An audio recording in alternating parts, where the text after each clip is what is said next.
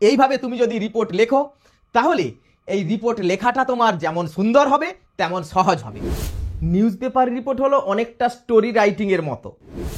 তফাৎটা কি না, স্টোরি রাইটিংয়ের বেলায় কাহিনীটা কাল্পনিক, আর নিউজ পেপার রিপোর্টের বেলায় ঘটনাটা বাস্তবের ঘটনা, কিন্তু দুটোই ঘটে গেছে। তাই লেখাটা ওই সিম্পল পাস্ট টেন্সেই লিখতে হয়।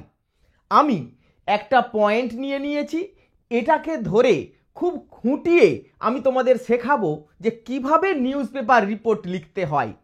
তার আগে এই নিউজ পেপার রিপোর্টের একটা বেসিক আইডিয়া তোমাদের থাকা দরকার।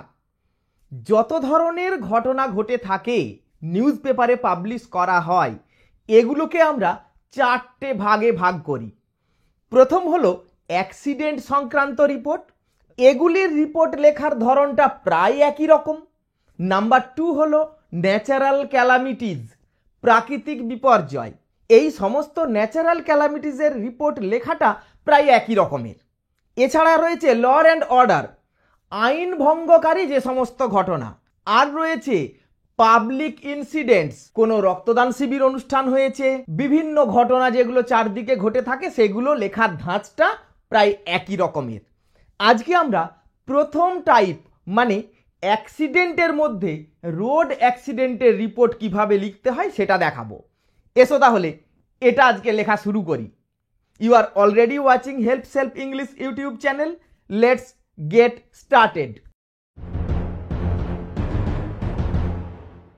দেখো, যে কোনো রিপোর্টের ক্ষেত্রে হেডলাইন লেখাটা অত্যন্ত গুরুত্বপূর্ণ। এই হেডলাইনটা দেখেই পাঠক বুঝে নেবে ওই রিপোর্টটা সে পড়বে কি পড়বে না। তাহলে এসো হেডলাইন কিভাবে লিখতে হয় সেটা আগে বুঝে নিই। সবচেয়ে বেশি ইম্পর্টেন্ট হলো কোথায় ঘটেছে আর তার ফলাফল কি। এটাই হলো একটা রিপোর্টের সামারি। এই সামারিটা হেডলাইনে থাকতে হবে। তাহলে দেখো পয়েন্ট কি আছে আগে বুঝে নিই। কজ, কারণ কি। A lorry and a bus collided face to face, একটা লরি আর বাসের মুখোমুখি সংঘর্ষ হয়েছিল। ক্যাজুয়ালিটিস মানে হতাহতের সংখ্যা, 3 ডায়েড ইনক্লুডিং বোথ ড্রাইভার্স, 2জন ড্রাইভার সমেত, চালক সমেত 3 জন মারা গিয়েছিল। 24 ইনজিওর্ড, 24 জন আহত হয়েছিল। স্টেপস টেকেন, কি কি পদক্ষেপ নেওয়া হয়েছিল না, হসপিটালাইজড, হাসপাতালে ভর্তি করা হয়েছিল অবশ্যই আহতদের। 16 let off after first aid, প্রাথমিক চিকিৎসার পরে 16 জনকে ছেড়ে দেওয়া হয়েছিল। পাবলিক রিয়াকশন, যারা জনগণ তাদের মধ্যে কি রিয়াকশন হয়েছিল, set fire to both vehicles, তারা দুটো যান মানে ওই বাস আর লরি দুটোতেই আগুন লাগিয়ে দিয়েছিল। আর এই রিপোর্ট রাইটিংয়ে কয়েকটা সেন্টেন্স প্যাসিভ ভয়েসে লিখতে হয়। সেগুলো কোনগুলো না, প্যাসিভ ভয়েস আমরা কখন ব্যবহার করি, আমরা যখন কোনো একটা অ্যাকশন কাজ কে করেছে মানে সাবজেক্ট, অ্যাকচুয়াল যে এজেন্ট ডুয়ার, সেটা যখন বলতে চাই না তখনই আমরা প্যাসিভ ভয়েস ব্যবহার করি। এখানেও তাই, যদি এমন কোনো সেন্টেন্স লিখি যেখানে আমরা সাবজেক্ট বলবো না, মনে করো হসপিটালাইজ করা হয়েছিল, কে হসপিটালাইজ করেছিল বলছি না, তাহলে বলবো দ্য ভিকটিমস ওয়ার হসপিটালাইজড। আবার তুমি যদি বলো the police hospitalised the victims, hospitalised the injured people, যারা আহত হয়েছিলেন তাদেরকে পুলিশ হসপিটালাইজ করেছিল, এটা যদি আমরা সাবজেক্ট দিয়ে বলি তাহলে আর প্যাসিভ ভয়েস বলতে হবে না। শুরু করি তাহলে হেডলাইন দিয়ে। এটা রোড অ্যাক্সিডেন্ট হিসাবেও বলতে পারি, বাস অ্যাক্সিডেন্ট হিসাবেও বলতে পারি, যে কোনো একটা। তাহলে বলবো দেখো, রোড অ্যাক্সিডেন্ট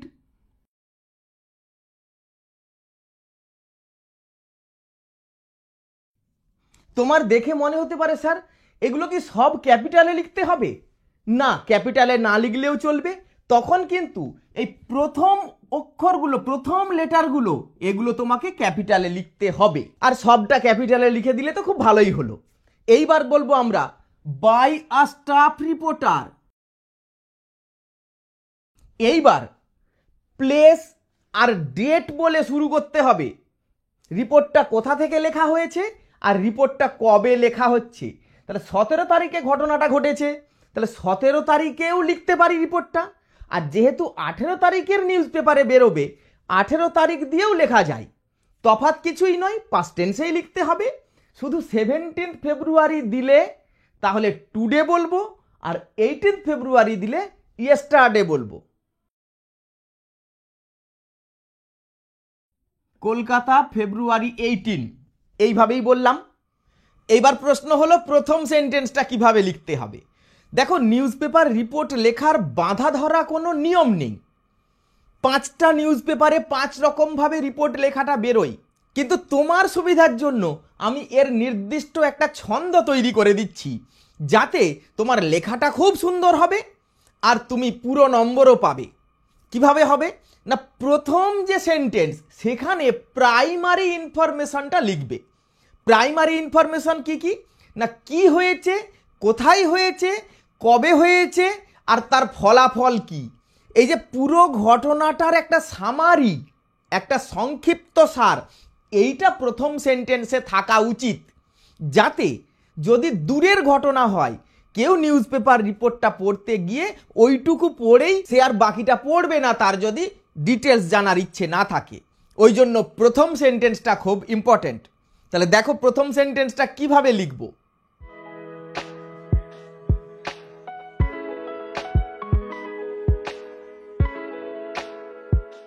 দেখো কি লিখেছি, 3 persons died, 3 জন মারা গেছিলেন।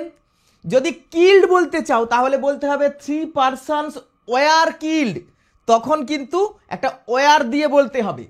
In a fatal road accident, একটা মারাত্মক পথ দুর্ঘটনায়, ইয়েস্টারডে গতকাল, তাহলে বলেছি কি না কজন মারা গেছে বলেছি, কিভাবে মারা গেছে সেটা বলেছি, একটা রোড অ্যাক্সিডেন্টে, কবে বলেছি, এবারে কখন বলবো, অ্যাট অ্যারাউন্ড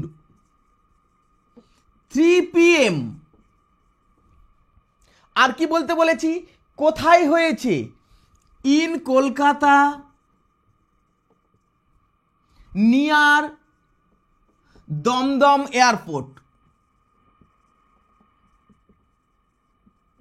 দেখো এইভাবে আমরা প্রাইমারি ইনফরমেশন পুরো রিপোর্টটার একটা সামারি লিখে ফেলেছি। তাহলে এটা বলা হয়ে গেল, সঙ্গে ডেট অ্যান্ড টাইম বলেছি আর প্লেস বলেছি, প্রাইমারি ইনফরমেশন। এইবারে আমরা আসবো কজ, ঘটনাটার কারণ কি। এই সেন্টেন্সটা বলা সবচেয়ে সুবিধা হয় তুমি যদি এইভাবে শুরু করো, the accident took place when. দেখো এইটা দিয়ে শুরু করলাম, the accident took place when. দুর্ঘটনাটা ঘটেছিল যখন একটা লরি এবং একটা বাস মুখোমুখি সংঘর্ষ হয়েছিল। যদি এমন থাকতো যে একটা বাস ব্রেক ফেল করেছিল, তখন বলতাম the accident took place when the driver of the bus lost his control over ব্রেকস। আবার যদি পয়েন্টে এমন থাকতো যে বাসটা স্কিড করে গেছিল, তাহলে বলতাম the accident took place when the bus skidded off the road and fell into a road side ditch. রাস্তার পাশে একটা গর্তে পড়ে গেছিল। এইভাবে বলাটা শুরু করলে বলতে খুব ভালো হয়। দেখো, the accident took place when a lorry and a bus, a lorry and a bus. বাসটার কোনো বর্ণনা দিতে পারি, হাওড়াগামী বাস, বারাসাত থেকে হাওড়াগামী বাস, বা মধ্যমগ্রাম থেকে হাওড়াগামী বাস। এরকম বলতে গেলে কি বলতে হবে, হাওড়া বাউন্ড বাস। বাসের নাম্বারটাও বলতে পারি, L238, এরকম বলতে পারি। তাহলে and a L238 Howrah bound বাস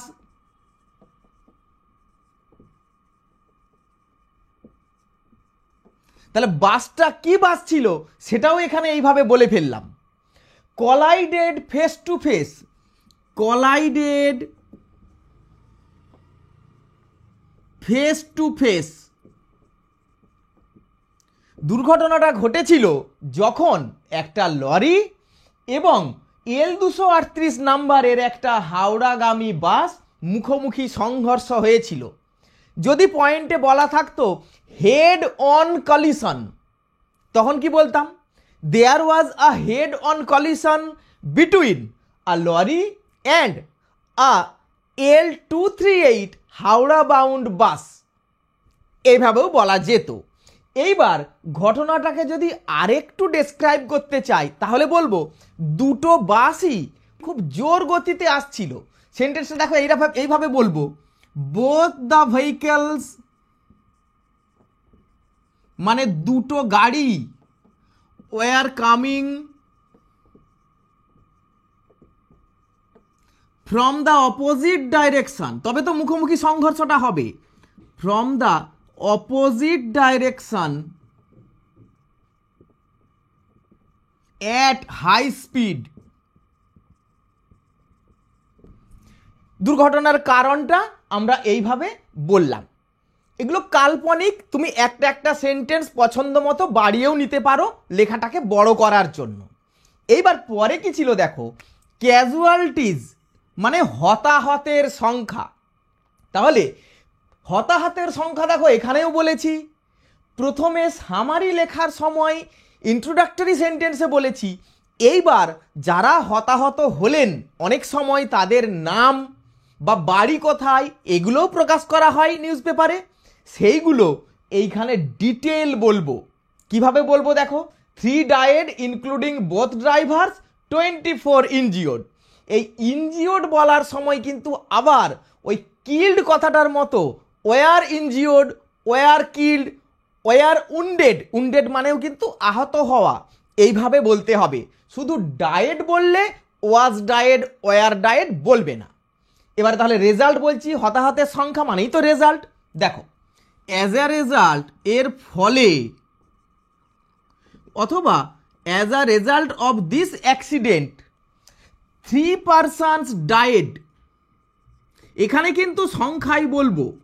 দেখো এখানে যখন বলেছিলাম প্রথমে তখন কিন্তু এটা সংখ্যাই বলিনি, এটা কথাই বলাই ভালো। এবারে এখানে রেজাল্টের ক্ষেত্রে বলা যাবে 3 পারসনস ইনক্লুডিং বোথ ড্রাইভার্স, যেমন বলা ছিল ইনক্লুডিং বোথ ড্রাইভার্স ডায়েড অথবা were killed on the spot, মানে ঘটনাস্থলেই। এগুলো সাধারণত ঘটে থাকে, সেই জন্য এইভাবে আন্দাজ করে নিয়ে বলেছি। আর কি হয়েছিল, 24 জন আহত হয়েছিল, অ্যান্ড 24 ওয়ার সিরিয়াসলি ইনজিওর্ড।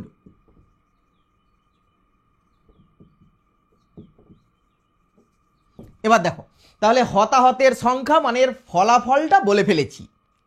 এইবার যে কোনো অ্যাক্সিডেন্ট হলেই কি ঘটে না, স্থানীয় লোকজন প্রথম দৌড়ে আসে, তারপরে পুলিশ আসে। এইগুলো পয়েন্টে বলা না থাক, তোমার কিন্তু বলে দেওয়াই ভালো। কারণ একটা রিপোর্ট লিখতে গেলে একটা এত বড় দুর্ঘটনার পরে যে ঘটনাগুলো পর পর ঘটে, পয়েন্টে মিস করলেও তুমি না বললে রিপোর্ট লেখাটা কিন্তু কমপ্লিট হয় না। তাহলে প্রথম কাদের কথা বলবো, স্থানীয় লোকজনদের কথা। দেখো সেটা বলছি, local people rushed to the spot. Rush মানে হলো রুদ্ধশ্বাসে দৌড়ে যাওয়া, হাতের কাজ ফেলে দৌড়ে যাওয়া, এত বড় একটা দুর্ঘটনা ঘটেছে। তাহলে রাশড টু দ্য স্পট, স্পট মানে হলো ঘটনাস্থল। তারা রুদ্ধশ্বাসে দৌড়ে গেল, গিয়ে কি করবে না লোকজনদের উদ্ধার করছিল, and rescued the passengers of the bus, rescued the passengers. এবারে স্থানীয় লোকজন এসে যাওয়ার পরপরই ধরে নিলাম পুলিশও চলে এলো। পয়েন্টে এত কথা ডিটেলস বলা হয়তো থাকে না, কিন্তু তুমি একটা গল্পের মতো করে সুন্দর করে বললে লেখাটা খুব ভালো হবে। এবার বলছি দেখো, পুলিশ কেম, পুলিশের কথা বলবো, পুলিশ অ্যারাইভ ভেরি সুন, খুব শীঘ্রই।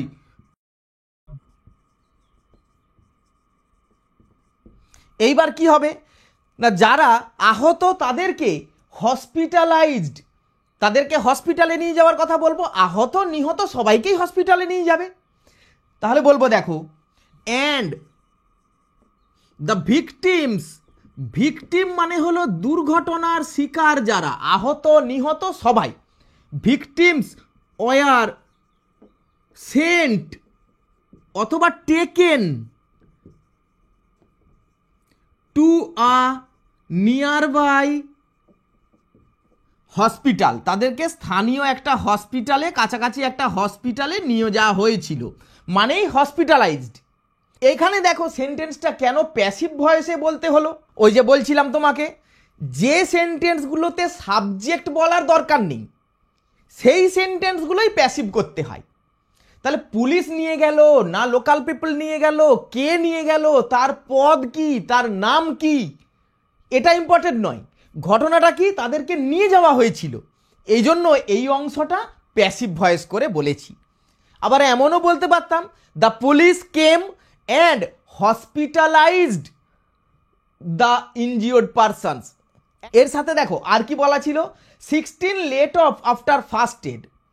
এদের মধ্যে 16 জনকে প্রাথমিক চিকিৎসার পরেই ছেড়ে দেওয়া হয়েছিল। তাহলে হসপিটাল এখানেই বলছি দেখো, হোয়ার যেখানে 16 were let off, let off মানে ছেড়ে দেওয়া, প্রাথমিক চিকিৎসার পরে ছেড়ে দেওয়া, রিলিজ করে দেওয়া, রিলিজড, তাদেরকে তো রিলিজ করে দেওয়া হয়েছিল। কে রিলিজ করে দিয়েছিল? ডক্টররা। সে ডক্টরদের কথা বলছি না, ওই জন্য বলছি প্যাসিভ ভয়েসে, were let off after the first aid. তাহলে দেখো এই যে কি ব্যবস্থা নেওয়া হয়েছিল, এইটাকে পার্ট পার্ট করে ছোট ছোট সেন্টেন্সেও বলা যেত। আমরা এটাকে দুটো সেন্টেন্সে বলে ফেলেছি, লোকাল পিপলদের কথা উল্লেখ করেছি, যেটা অবশ্যই উল্লেখ করা উচিত, আর পুলিশের ভূমিকাটা এখানে বলেছি। এইবার দেখো পাবলিক রিয়াকশন, জনগণের মধ্যে কি প্রতিক্রিয়া হয়েছিল? জনগণ রেগে গেছিল জোরে জোরে গাড়ি চালানোর জন্য, তারা set fire to both vehicles, দুটো গাড়িতেই আগুন লাগিয়ে দিয়েছিল।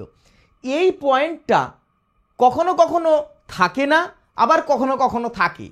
থাকুক বা না থাকুক, তোমার যদি ইচ্ছে হয় এই রকম কাল্পনিক অথচ রিলেভেন্ট পয়েন্ট, লজিক্যাল পয়েন্ট তুমি অ্যাড করতেই পারো। তাহলে এই সেন্টেন্সটা কি বলবো? এখানে আমি খুব সুন্দর একটা দুটো এক্সপ্রেশন ইউজ করছি, তুমি যদি পারো সেটা করবে। অ্যান ইরেট মব, ইরেট কথাটার মানে হলো উন্মত্ত, মব মানে জনতা, একদল উন্মত্ত জনতা তারা রেগে গিয়ে দুটো গাড়িতে আগুন লাগিয়ে দিয়েছিল। তাহলে বলছি দেখো, অ্যান ইরেট মব, উন্মত্ত জনতা, সেট ফায়ার আগুন লাগিয়ে দিয়েছিল, টু বোথ দ্য ভেহিকেলস এই দুটো গাড়িতেই। আরেকটা সেন্টেন্স বলতে পারি, পুলিশ তাদেরকে ছত্রভঙ্গ করার জন্য লাঠিচার্জ করেছিল। সেন্টেন্সটা হয়তো শুনতে একটু কঠিন লাগছে, কিন্তু দেখো তোমার খুব ভালো লাগবে। দ্য পুলিশ রিসর্টেড টু লাঠিচার্জ,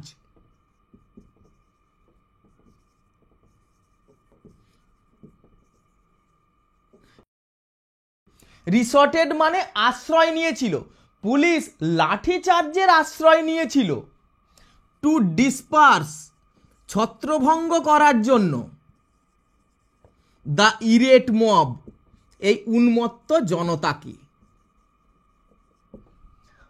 আবার হয় কি, যদি বলা থাকতো যে তারা রাস্তা অবরোধ করেছিল, তাহলে বলবো local people blocked the road, স্থানীয় লোকজন রাস্তা অবরোধ করেছিল।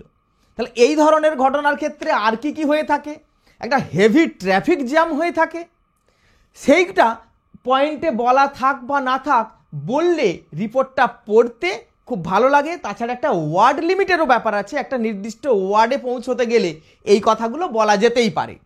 তাহলে বলবো the traffic on the road, ওই রাস্তার ট্রাফিক, ট্রাফিক কথাটার মানে হলো যান চলাচল, was suspended for 1 hour or 2 hour, 1 ঘন্টা বা 2 ঘন্টার জন্য ওই রাস্তায় যান চলাচল বন্ধ করে দেওয়া হয়েছিল, ফর 1 আওয়ার 1 ঘন্টার জন্য। অথবা traffic on the road stopped for 1 hour. 1 ঘন্টার জন্য ট্রাফিক, রাস্তায় যান চলাচল বন্ধ হয়ে গেছিল। এবার কি বলবো, পুলিশ ওই গাড়ি দুটোকে সরিয়ে নিয়েছিল। The police removed both the vehicles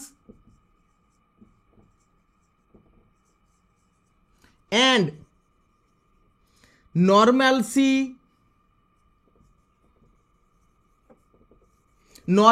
কথাটার মানে হলো স্বাভাবিক অবস্থা। ওই এলাকায় স্বাভাবিক অবস্থা ফিরে এসেছিল। Normalcy returned in the area. ওই এলাকায় স্বাভাবিক অবস্থা ফিরে এসেছিল। এর সাথে সাথে কি হয়, কোনো একটা জায়গায় যদি বড় কোনো অ্যাক্সিডেন্ট হয়, একটা শোকের ছায়া, শোকের একটা আবহাওয়া সেখানে থেকেই যায়, এই কথাটাকেও বলতে পারি। But a pall of gloom, pall of gloom মানে একটা শোকের ছায়া, শোকের আবহাওয়া। রিমেইনড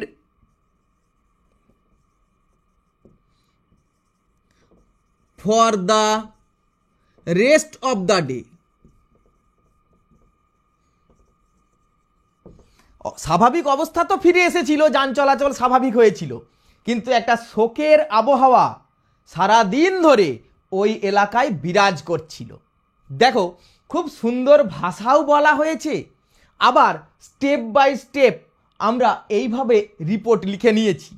সব কথা বললাম, পয়েন্টে বলা থাকে না, প্রয়োজন মতো রিলিভেন্ট, অবশ্যই উপযুক্ত দুটো একটা কাল্পনিক কথা তুমি অ্যাড করে দিতে পারো।